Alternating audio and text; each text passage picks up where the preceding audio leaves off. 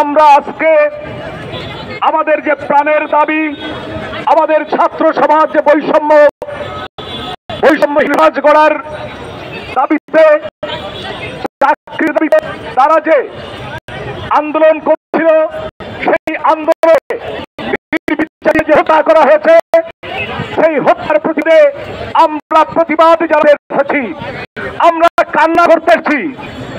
আপনারা লক্ষ্য করেছেন আমাদের প্রতিবাদী গান সাখাওয়াতের গানের মধ্য দিয়ে কান্নায় রূপান্তরিত হয়েছে। আমরা জনগণের সাথে প্রতারণা করিনি, আমাদের প্রতিবাদী গান কান্না হয়েছে।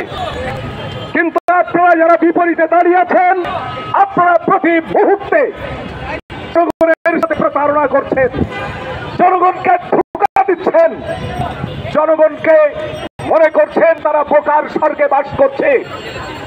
লক্ষ্য করেছেন সারা দেশের মানুষ আজ উত্তাল ভাবে রাস্তায় নেমে এসেছে।